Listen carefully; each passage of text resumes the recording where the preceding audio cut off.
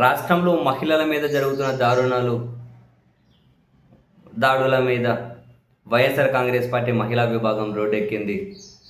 మద్దతుగా పెద్ద ఎత్తున వైసీపీ నాయకులు కూడా ఎక్కడికక్కడ నిరసన కార్యక్రమాల్లో పాల్గొన్నారు. గుంటూరులో ఒక మహిళను టీడీపీ నేత వ్యవస్థలను చేసి దారుణంగా దాడి చేసిన సంఘటన, నడి రోడ్డు మీద దుశ్శాసన పర్వం సాగించడం. అఫ్కోర్స్ దీని మీద ప్రభుత్వం స్పందించింది, ముఖ్యమంత్రి గారు స్పందించారు, కఠిన చర్యలకు ఆదేశించారు. ఆ నేతను టీడీపీ నుంచి సస్పెండ్ చేశారు, అరెస్టు చేశారు అండ్ సిఐని సస్పెండ్ చేశారు. కారణం, ఆ మహిళ ముందే కంప్లైంట్ చేసింది. పోలీస్ స్టేషన్కి వెళ్ళి కంప్లైంట్ చేసిన తర్వాత కూడా పోలీసులు కేసు ఫైల్ చేయలేదని, ఆ తర్వాత ఈ నేత మరింత రెచ్చిపోయే పరిస్థితి ఇంతవరకు వచ్చింది అని పోలీసుల మీదనే అక్కడ తీవ్ర ఆరోపణలు వినిపించాయి. సో కోర్స్ లేండి, ఆంధ్రప్రదేశ్లో పోలీసుల మీద ఆరోపణలు వినిపించనిది ఎక్కడ?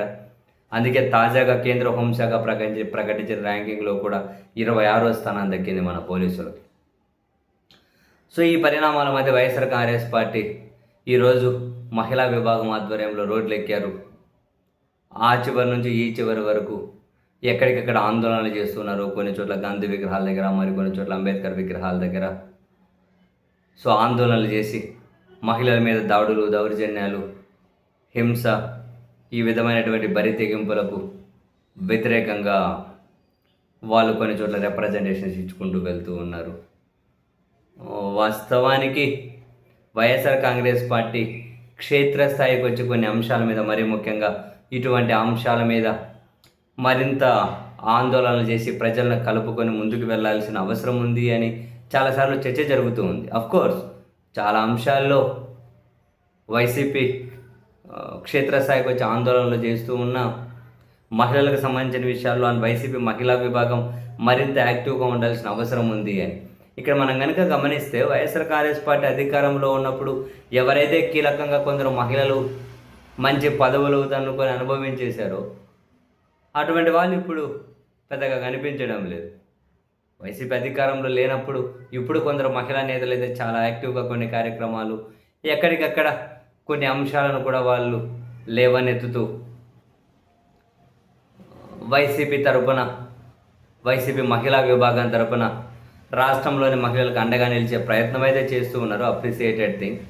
ఈ క్రమంలోనే ఈరోజు రోడ్లెక్కి కూడా భారీగానే నిరసన కార్యక్రమాలు, స్పందన కూడా భారీగానే వస్తూ ఉంది. వైసీపీ నాయకులు కూడా ఎక్కడికక్కడ వాళ్ళకు మద్దతుగా నిరసనల్లో పాల్గొంటూ ఉన్నారు. సో ఒకటైతే ఫ్యాక్ట్ లేండి, ఎక్కడైనా వ్యవస్థలాగా పనిచేయాలి, పోలీసుల్లాగా పనిచేయాలి. సో వాళ్ళ వరకు ఒక కంప్లైంట్ వచ్చిన తర్వాత ఒక నేతతో గొడవ అయితే ఎలాంటి చర్యలు తీసుకోకపోగా పైగా అధికారంలో ఉన్న వాళ్ళకి మద్దతు ఇచ్చుకుంటూ పోతే దుశ్శాసన పర్వాలైనా, ఇంకా అదేదో సినిమాలో వాడతామే, ఈ దుర్యాధన దుశ్శాసన దుర్వనీతి లోకంలో అన్నట్టు. సో అటువంటి పాట రిపీటెడ్గా ఆన్ చేసుకుని వినాల్సి వస్తుంది. సిస్టమ్ లాగా పనిచేస్తే ఎవరు బాధితులుగా మిగిలే పరిస్థితి ఉండదు. సిస్టమ్ లాగా పనిచేయకుండా రాజకీయ పార్టీలకు, ప్రభుత్వాలకు ఎప్పుడు మనం మద్దతుగానే ఉండాలి అని చెప్పి అనుకుంటే ఇట్లనే ఉంటుంది. బట్ ఏది ఏమైనా రాష్ట్రంలో శాంతి భద్రతలు ప్రతిసారి చర్చనీయాంశం అవుతూ ఉండడం మాత్రం చాలా బాధాకరం అబ్బా.